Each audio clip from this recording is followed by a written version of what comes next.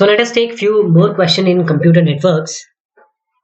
First is, what are the important topologies of networks? Topologies is the architectural formation.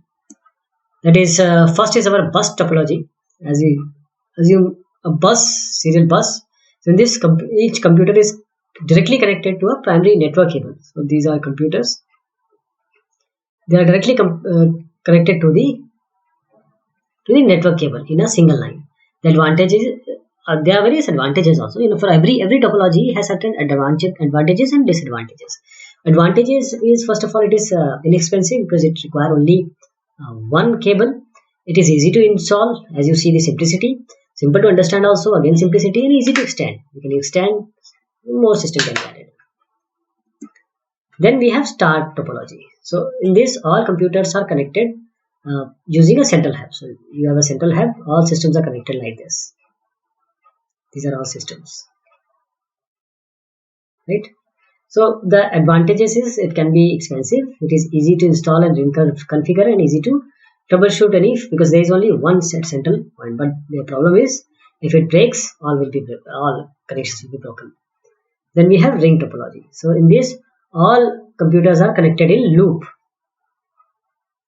like this. So all computers have equal access to the network media. Installation can be simple, and signal does not degrade as much as the other topologies because each computer regenerates it. What is a mesh network? Mesh network, a network in which there are multiple network links. Between computers to provide multiple paths for data to travel. Okay, you have not only one network link but multiple network link. In this, we call this network as a mesh network.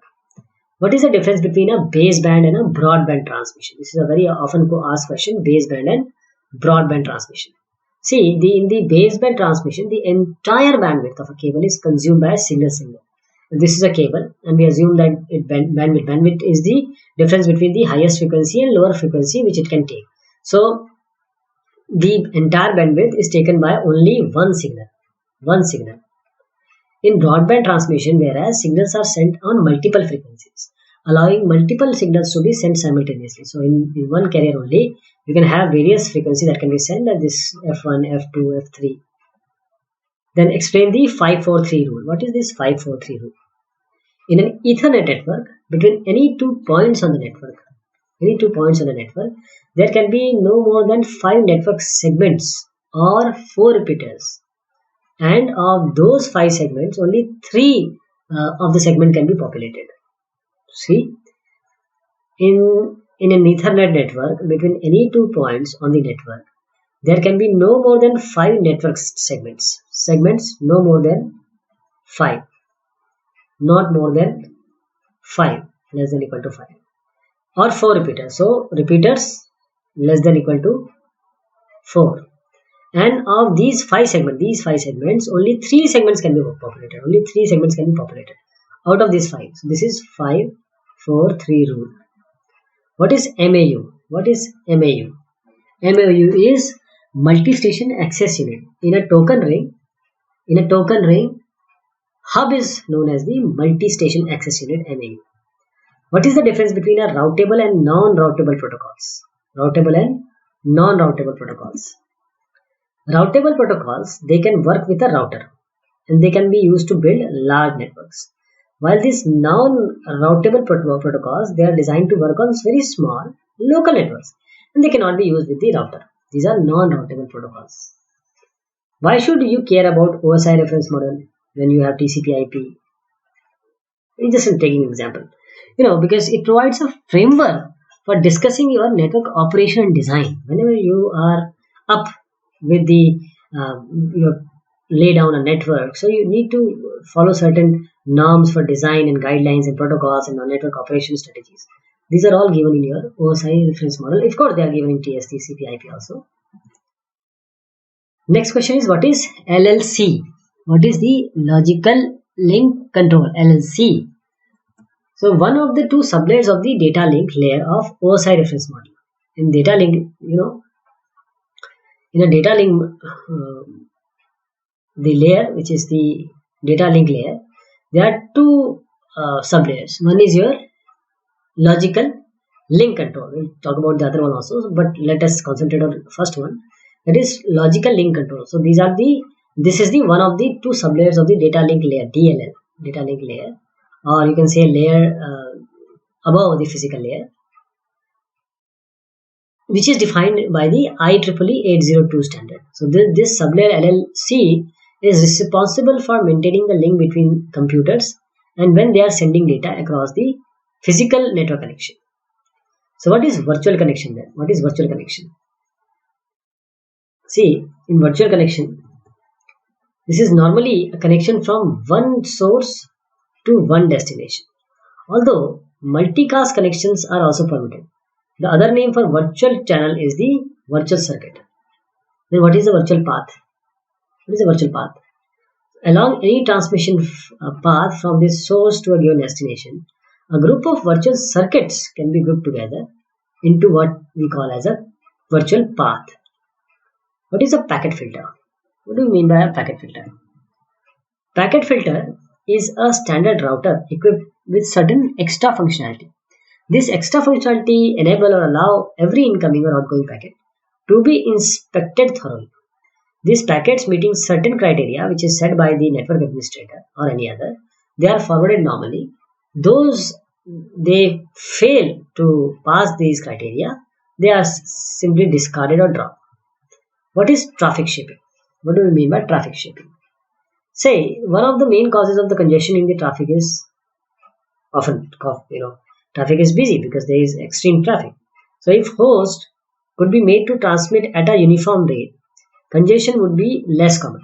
What happens? Everything comes at the same time. So if some regular interval sending is being employed, then the congestion would be less common. Another open loop method to help manage congestion is forcing the packet to be transmitted at more predictable rate or the known rate or the timely rate. So this is called the traffic shaping. Next question is, what is multicast routing? Multicast routing. Sending a message to a group is called multicasting, and its routing algorithm is also known as multicast routing. What is a region? What do we mean by a region? When hierarchical routing is used, the routers are divided into what we call as regions, with each router knowing all the details about how to route packets to the destination within own region, but knowing nothing about the internal structure of other regions. This is the region. What is silly window syndrome? Silly window syndrome. It is actually a problem that can affect or ruin your TCP performance. This problem occurs when the data are passed to the sending TCP entity in a larger blocks, but an interactive application on the receiving side reads only one byte at a time. This is silly window syndrome. What are digrams and trigrams? The most common two-letter combination is called the digrams. Two digrams like TH, N, ER, REN, and. The most common three-letter combinations, these are called trigrams like the, ing, and ion. Explain IDEA. IDEA. IDEA stands for International Data Encryption Algorithm, IDEA. What is wide mouth frog? Wide mouth frog. Wide mouth frog is the simplest known key distribution center KDC authentication protocol. Simplest known key distribution center KDC authentication protocol. What is mail gateway?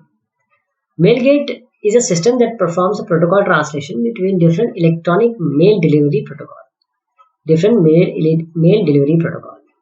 What is IGP? Interior Gateway Protocol, IGP. It is any routing protocol used within an autonomous system.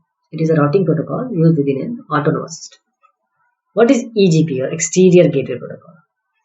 It is a protocol the routers in neighboring autonomous system use to identify the set of networks that can be reached within or via each autonomous system. EGP, Exterior Gateway Protocol. What is then autonomous system?